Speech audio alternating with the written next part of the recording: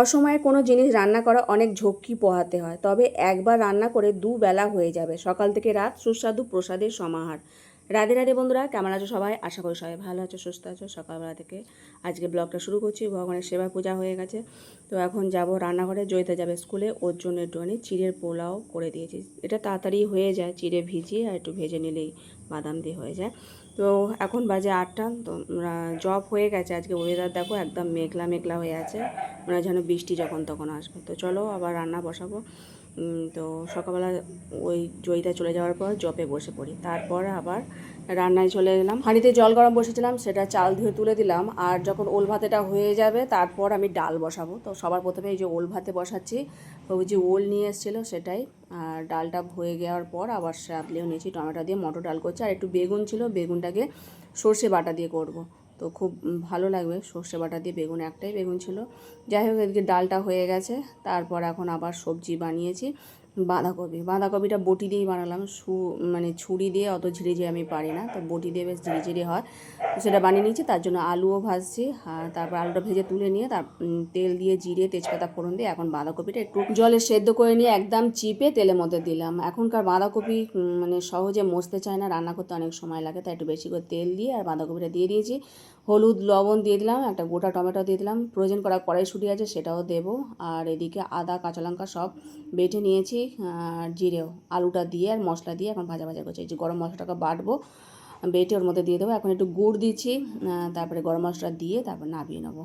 আর খুব ভালো হয় বাঁধাকপি, দুবেলার হয়ে যাবে, কিন্তু অনেকক্ষণ সময় লাগে বাঁধাকপি করতে। আর এই যে এদিকে ওল ভাতেটা বার করে নিয়েছি প্রেশার কুকারের থেকে। আর একটুখানি সর্ষে কাঁচা লঙ্কা বেটেছিলাম, সর্ষের তেল দিয়ে লবণ দিয়ে, আর এটা ভালো করে মাখিয়ে নিয়ে ভগবানকে সেবা দিয়েছিলাম।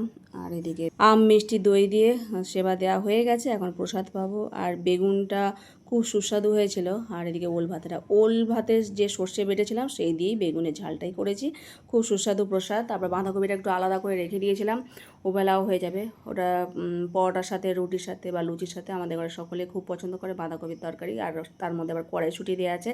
অসময়ের জিনিস, কিন্তু বেশ ভালো লাগে মানে বাঁধাকপি তরকারি। আমি ভেবেছিলাম যে করবো না, প্রভুজিকে বললাম যে বাঁধাকপি ভাজা করি, তো প্রভুজি বললো তরকারি করো, দুবেলা হয়ে যাবে। যাই হোক, কাজকর্ম সেরে দুপুরবেলা একটু রেস্ট নিয়েছিলাম। তারপর এটা হচ্ছে সন্ধেবেলা, এখন সন্ধ্যা আরতি করবো, করে তারপরে একটু কিছু রান্নাবান্না করবো। সবাই বলছে খিদে পেয়েছে, তো তাড়াতাড়ি করে এই যে সুজি টিক্কা করছি। এর মধ্যে নুন হলুদ দিলাম সুজিটার মধ্যে, আর একটুখানি কাঁচা লঙ্কা ধনে পাতা কুচিয়ে দিয়েছিলাম। তারপর ছোটো ছোটো করে এই তেলের মধ্যে ভেজে নেবো। খুব ভালো লাগে এই সুজির টিক্কাগুলো। আর এগুলো বাচ্চাদের টিফিনের জন্য, শরীরের পক্ষেও হেলদি খাবার।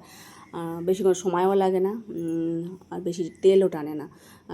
বেশি মানে চ্যাপটা চ্যাপটা করে দিচ্ছি না, চিপে চিপে দিচ্ছি না, একটু উল্টো পাল্টা মানে সেভ হচ্ছে যাতে মুচমুচে ভাবটা ভালো লাগে।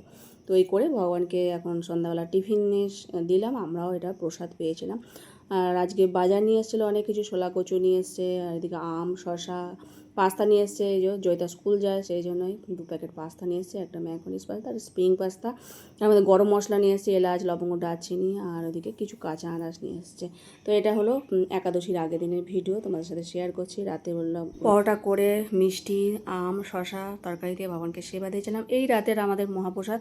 আর ওবেলা একটু অন্ন বেঁচে গেছিলো, তো সেটাকে আবার ভাত ভাজা করে দিয়েছি। বাচ্চারা সকলে খুব ভাত ভাজা ভালোবাসে, আমরা অল্প অল্প করে একটুখানি নিয়েছিলাম। আর আজকের মতো ভিডিও এখানে শেষ করছি। সকলে ভালো থেকো, হরে কৃষ্ণ।